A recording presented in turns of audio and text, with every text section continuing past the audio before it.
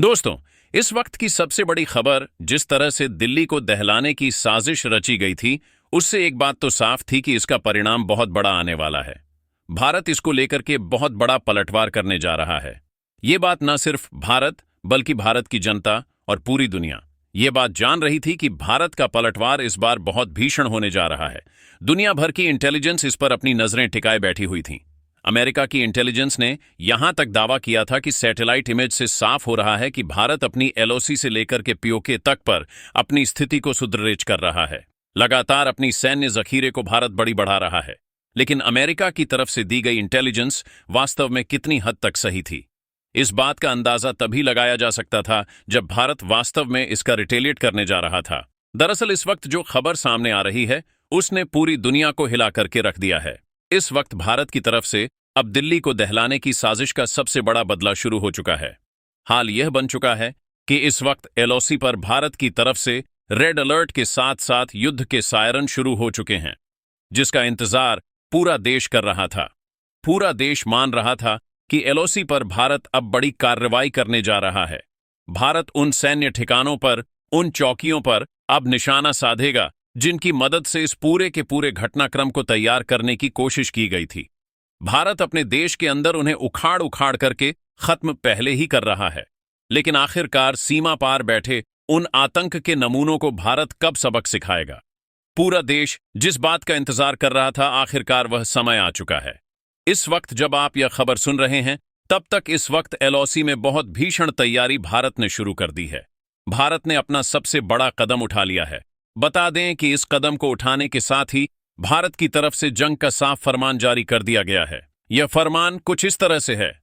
LOC पर इस वक्त रेड अलर्ट साइन के साथ साथ युद्ध के सायरन बजने शुरू हो चुके हैं।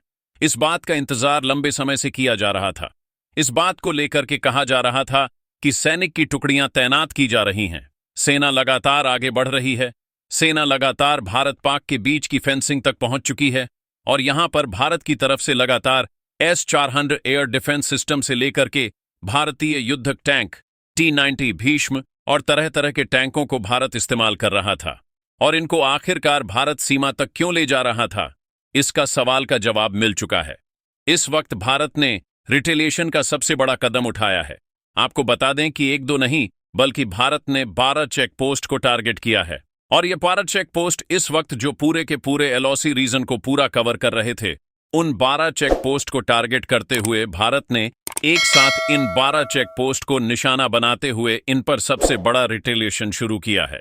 अब आप ये सोच रहे होंगे कि आखिर इन 12 चेक पोस्ट को निशाना क्यों बनाया गया। वैसे बता दें कि 12 चेक पोस्ट एलओसी से लगभग 7 किमी अंदर थे और यहीं से इस पूरे के पूरे दिल्ली में हुए भयंकर ब्लास्ट की जो साजिश थी वो रची गई थी। यहीं से ट्रेनिंग दी गई थी, यहीं से सामान चीजें मुहैया कराई गई थीं और इन्हीं सुरंगों के रास्ते यहां से सब कुछ लाया गया था। भारत ने न सिर्फ इन 12 चेक पोस्ट को उड़ाया है, बल्कि इन 12 चेक पोस्ट के साथ साथ भारत ने उन सुरंगों को भी ध्वस्त करने का इस वक्त बहुत बड़ा काम किया है, जो एलओसी के महज चंद किलोमीटर की दूरी पर मौजूद थी। और इसके बाद से युद्ध के सायरन बजने शुरू हो चुके हैं। भारत हाई अलर्ट पर आ चुका है, अपनी तीनों सेनाओं को हाई अलर्ट पर रख दिया है। बता दें कि भारत ने पहले से ही एलओसी पर लगभग 12 घंटे पहले नो फ्लाइंग जोन घोषित किया था, जिसके बाद से पूरी दुनिया की नजरें टिकी हुई थीं। अंदाजा यह लगाया जा रहा था कि भारत अगले 48 घंटों में कुछ बड़ा करने जा रहा था। लेकिन खबर जैसे ही आई, यह बात सिर्फ और सिर्फ भारत ने 12 घंटों के अंदर अंदर, जब से भारत ने एलओसी पर अपना नो फ्लाइंग जोन घोषित किया था, उसके 12 घंटे के अंदर अंदर भारत ने यह बहुत बड़ा एक्शन लिया है और इस वक्त पाक बैकफुट पर आ चुका है।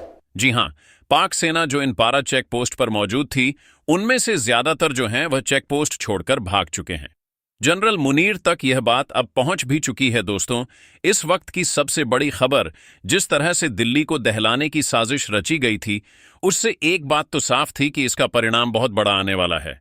भारत इसको लेकर के बहुत बड़ा पलटवार करने जा रहा है। ये बात तो दोस्तों, अगर इस कहानी ने आपके अंदर भी वही गर्व जगाया है जो हर भारतीय के दिल में है, तो इस वीडियो को लाइक करें, चैनल को सब्सक्राइब करें, क्योंकि लोग कपिल शर्मा जैसे कॉमेडी शो को तुरंत सब्सक्राइब कर लेते हैं।